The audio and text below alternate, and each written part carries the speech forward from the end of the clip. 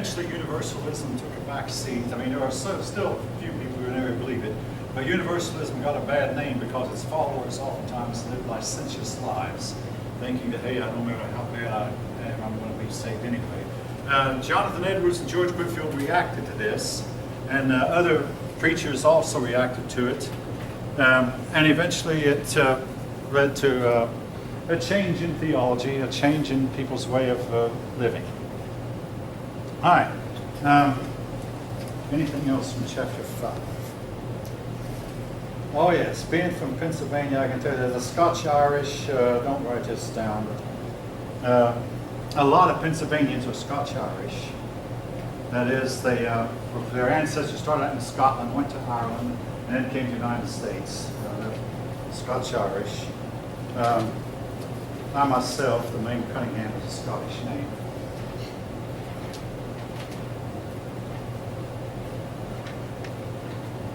Okay. Now, the southern states quickly became very much dependent on slave labor, but I want to make clear, all of the colonies at one point made slavery legal. That was true throughout Massachusetts, throughout New York, Delaware, Maryland. All the colonies had slaves. And if you studied the witchcraft trials in the late 1600s, it was a slave girl who got the witchcraft craze started, named Tituba. If any of you ever read about the Salem witchcraft case. But anyways, slavery was legal, but then some people started questioning it. Most notably, the Quakers began to question it, and eventually the northern states outlawed it. But actually, slavery was legal in all 13 states at the time the Constitution was ratified. We'll talk more about that when we come to the Constitution. But slowly and gradually, the northern states got rid of it, and the southern states embraced it. All right.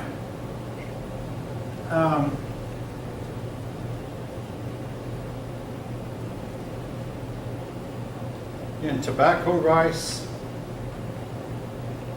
big crops in the South. Now, the British government eventually got a little bit concerned because some American colonial ships, the New England colonies have been in Middle Atlantic colonies are building ships. The southern colonies do not have enough trees close to the ocean. I mean, if you know anything about southern woodlands, so that's not true here in North Georgia as much as North Georgia, we're not really close to the ocean. But the southern areas close to the ocean didn't have trees that were suitable for shipbuilding, not as much so as the New England and Middle colonies did. But a lot of colonial ships were starting to trade with places like Spain and France, and finally the English government passed a law that all colonial shipping had to be done on English ships, flying the British flag. This law was eventually to lead to a war with Great Britain. It helped. It wasn't the only thing, but it was to help lead to a war with Great Britain. Great Britain was trying to regulate the colonial way of life, which they felt like they had a right to do. And eventually, of course, we're going to learn how that one thing led to another. All right, and that takes us up to chapter 6.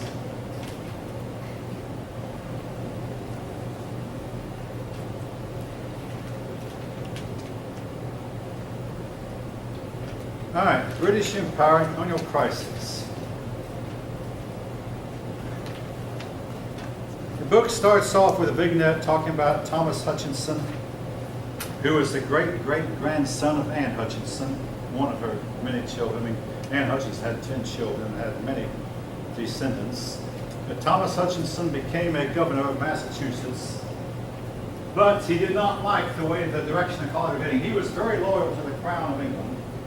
And at a time when people started to rebel against the Crown, and this loyalty, on the one hand, he loved his country, the colonies, because he was born here as a fifth-generation American. On the other hand, he loved England also, and this conflict led to problems he had, which we'll get into more as time goes on. All right, now, the story of the Revolution actually might begin with the 7 Years' War. And if any of you happen to have seen the movie The Patriot, which I have a copy of at home, you saw it, The Patriot. It came out in the year 2000. it talks about a man who was torn by conflict because as a young man he had killed, massacred a whole bunch of Frenchmen. And then just within a matter of 20 years, he was hoping against hope that the French would come to help him fight the British.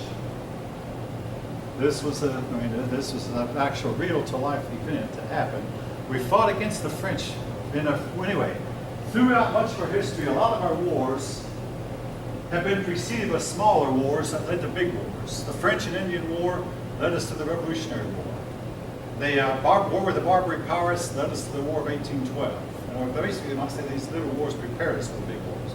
The Mexican War prepared us for the Civil War. Without the training the officers got in the Mexican War, they would not know as well how to fight the Civil War. And then the Spanish-American War prepared us for World War I. World War I prepared us for World War II. Korea prepared us for Vietnam. So on and so forth. But if we start the story of the Revolution with this French and Indian War, the French and Indian War is also known as and we call it the French and Indian War.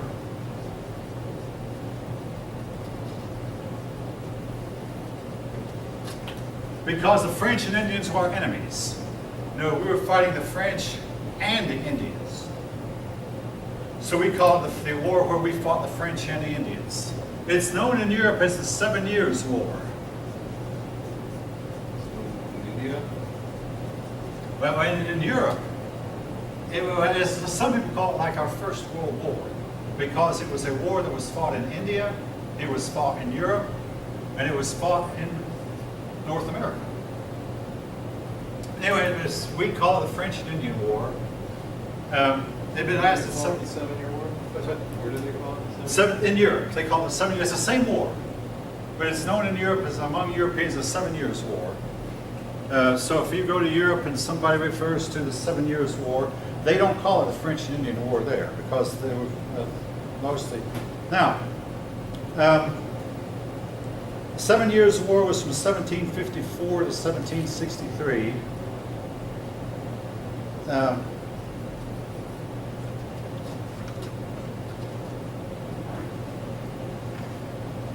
All right, and for us, the reason the colonies got involved was because of the Ohio Valley. Now, if you know anything about the geography of western Pennsylvania, around western Pennsylvania, there's an area where the two rivers come together to form the Allegheny and Monongahela rivers come together and form the Ohio River. And then the Ohio River eventually forms into the Mississippi River. Now, this territory was at that time known as Fort Duquesne. It was a French term. It later became Fort Pitt, or today we call it Pittsburgh.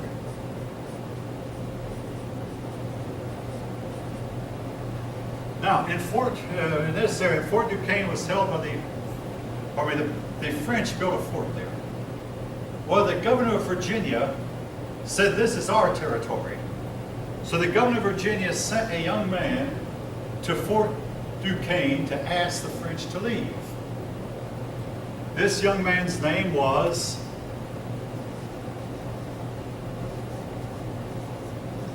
Washington. It's the first time we see George Washington's name in the history books. Really, if it had not been for what he became later, we'd have forgotten about this incident. Because he was 22 years old, and the governor of Virginia, Governor Dinwiddie by name, that sounds like Dinwiddie. His name was D-I-N, Dinwiddie. Governor Dinwiddie sent George Washington to nicely ask the French to leave Pittsburgh, or Fort Duquesne. George Washington went up there. The French treated him kind, but the French politely said no. Okay, that was the beginning. Then the British then sent an army to try to take Fort Duquesne from the French, because the British said this area is our territory. The army they sent was led by a general named General Braddock.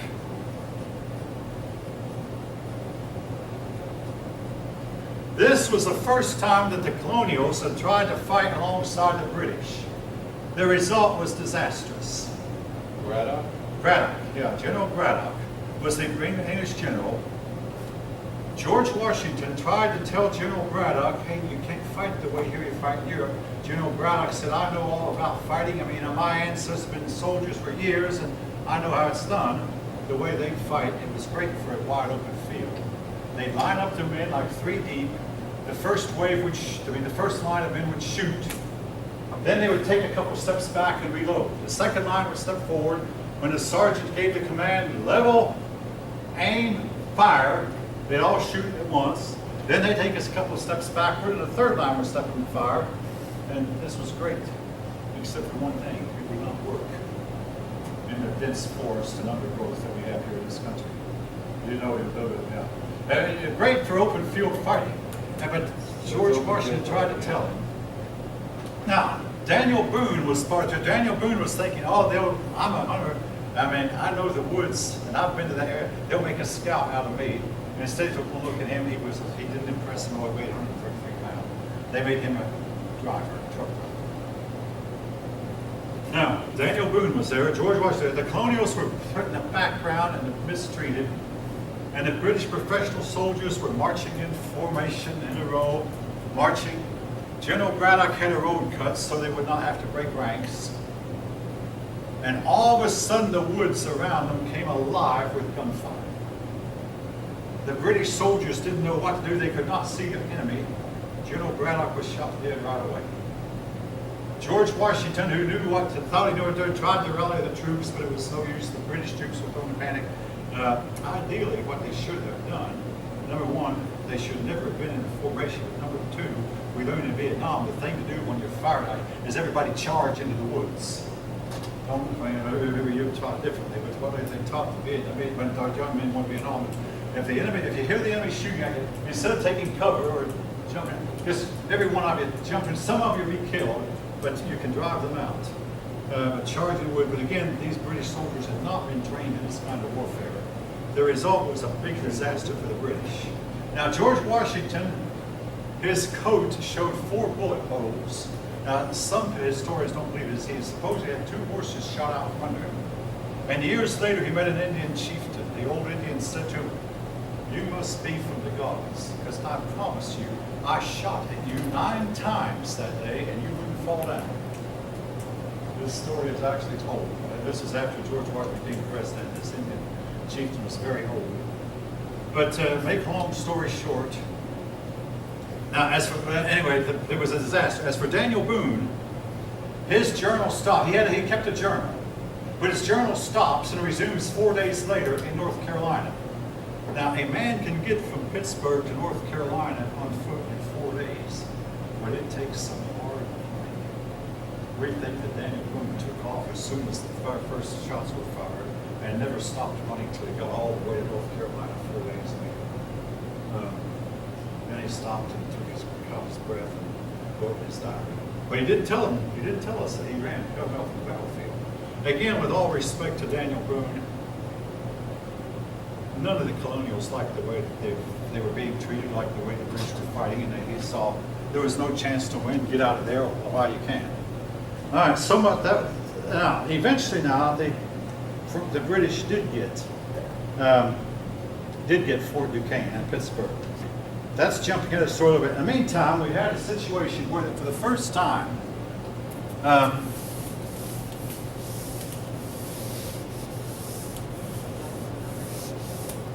the colonies thought about uniting. It's called the Albany Plan of Union.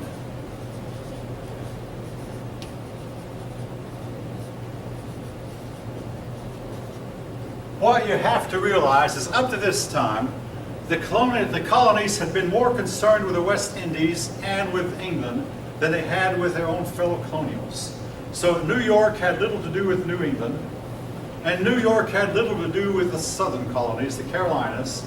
Most of the trade that went on with either the West Indies or with England itself. The colonials had little to do with each other, but Ben Franklin drew a picture of a snake in 13 pieces and said, you must join or die. And he tried to convince, the idea was Ben Franklin's.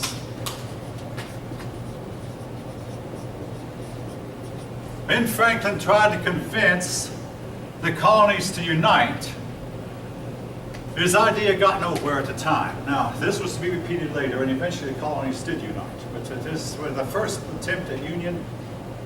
The Albany Plan of Union was a flop.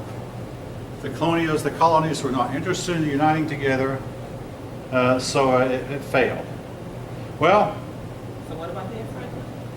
Ben Franklin, he was the one who proposed the Albany Plan of Union. Ben Franklin, was one of the greatest intellectuals America had during the colonial period. And he invented things like the Franklin stove, where you put the fire inside your house and then pump the smoke out through a flue. And if any of you know the difference between a fireplace, it's all the difference in the world. A fireplace, half the heat goes up the chimney. With a Franklin stove, 95% of the heat stayed inside the house. And only the smoke went out. Mostly smoke.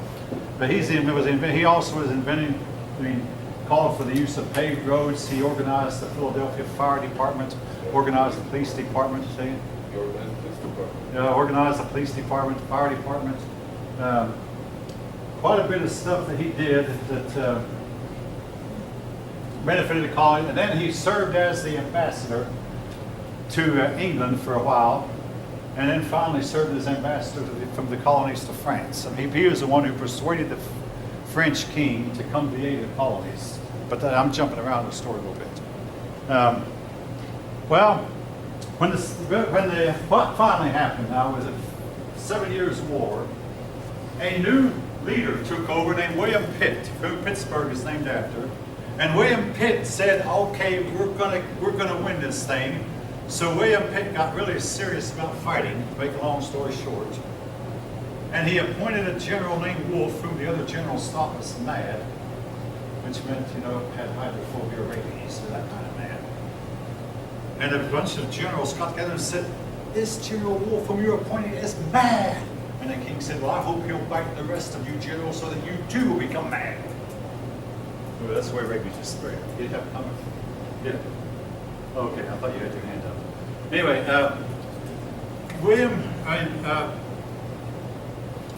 General Wolfe went to Quebec and won the Battle of Quebec and forced the French to surrender.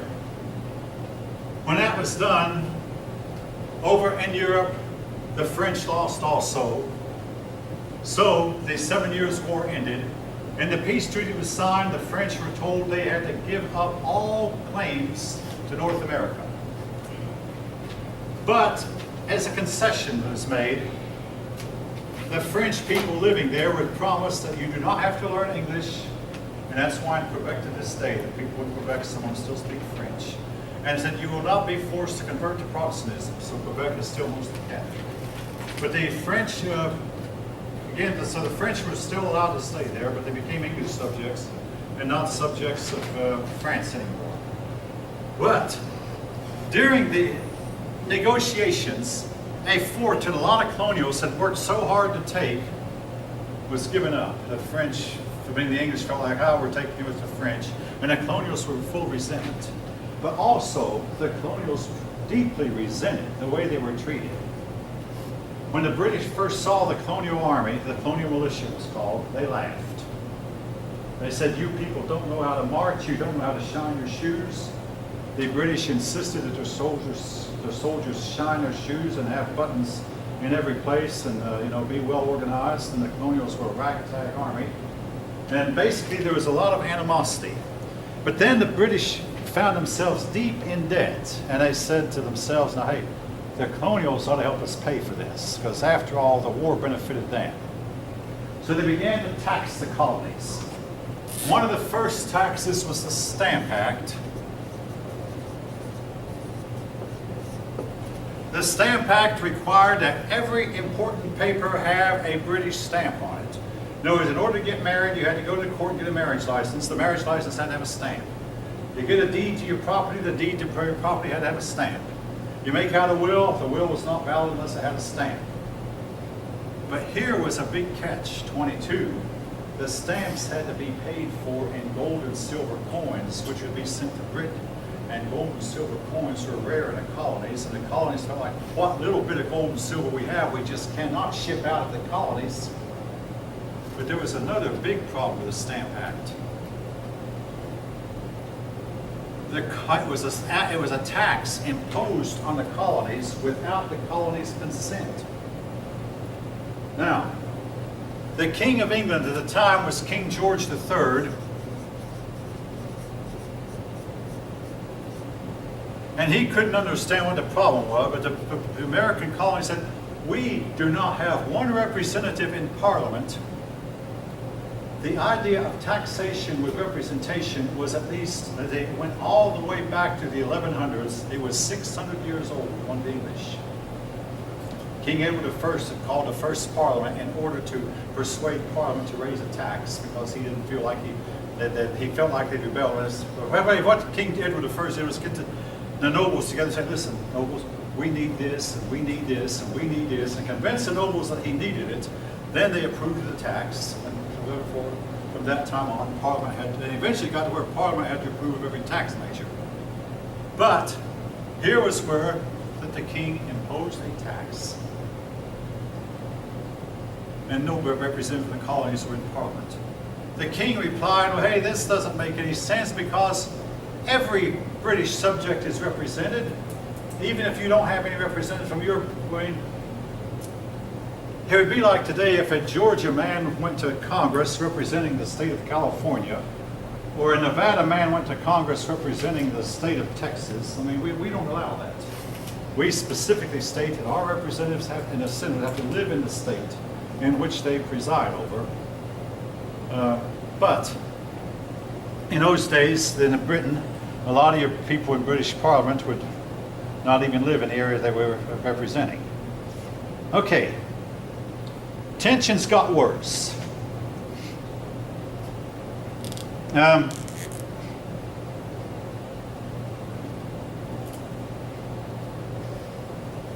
I'm going to make a long story short here. There was a big tea party. It wasn't just in Boston. There were tea parties all up and down. What happened was the British finally took away every tax. They said, okay, we're going to keep the tax on tea just to show you we have a right to tax. So they sent a bunch of ships loaded down with tea, of which they were going to collect a tax on, except for one thing, not one colonial or unloaded it. In the case of Boston, this is the most famous tea party they had, and of course in Charleston, South Carolina, they burned the ships. But in Boston, a bunch of white people dressed as Indians, and to this day we don't know who it was. But they went inside these ships and dumped the tea into the Boston Harbor. What's that? We don't know who did that. We don't know who the people were. They dressed as Mohawks. They wore gold, but maybe they glued hair to their head. We don't know how they managed to get a Mohawk without being seen. My understanding, the last time I read, was we don't know who it was.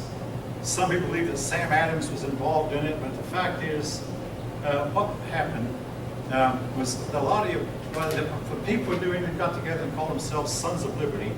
Then they started getting together and corresponding up, and they called it committees of correspondence, where a person would go up and down the colonies carrying messages. Then again, the colonies were starting to realize they had to unite. So the colonials were starting to communicate with each other and starting to get ready for a big rebellion. A Continental Congress met, in which they put out a petition to the king called the Olive Branch Petition.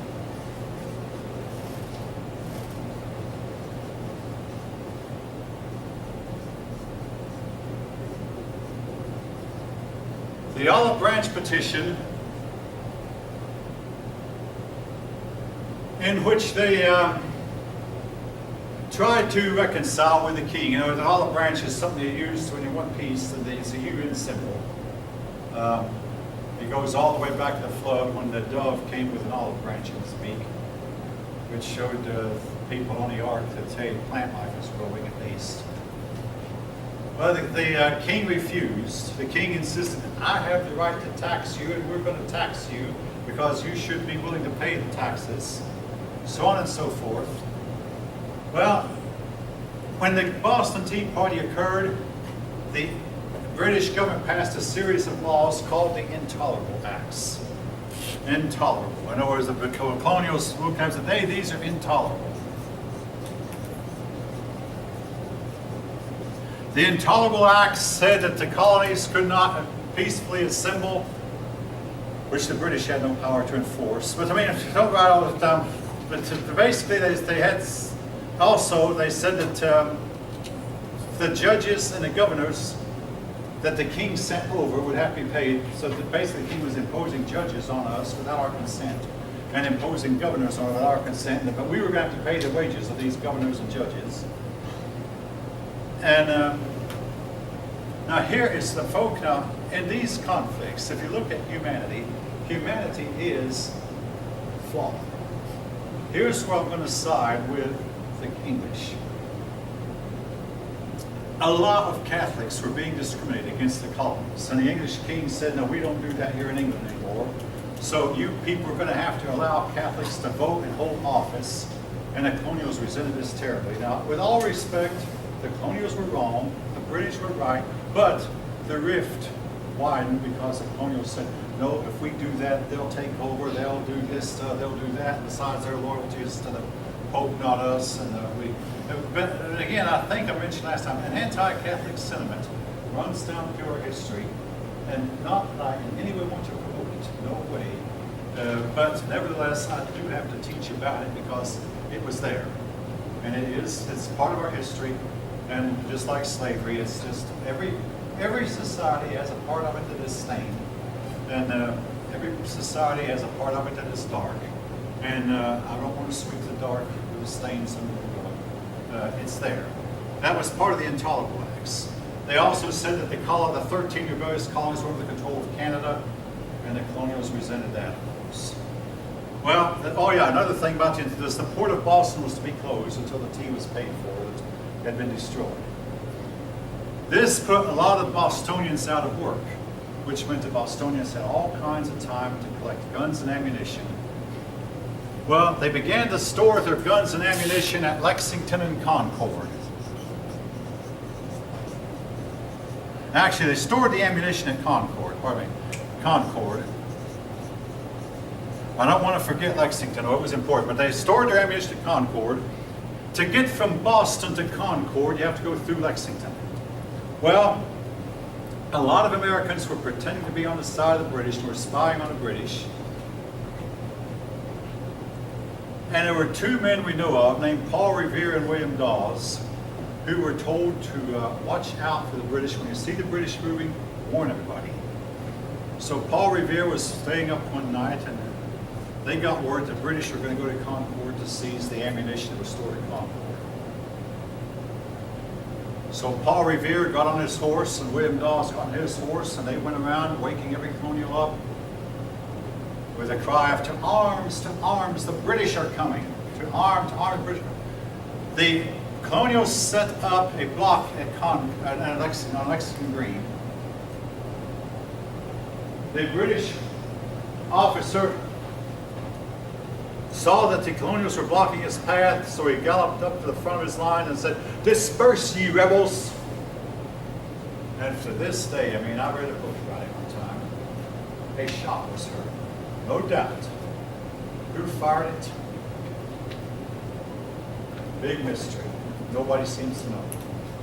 And I had a classmate one time who wrote about that and said, I was hunting rabbits and I didn't have any luck, and I got home and all of a sudden a rabbit came up and I shot at the rabbit, and I found out later that my shot was the shot heard around the world.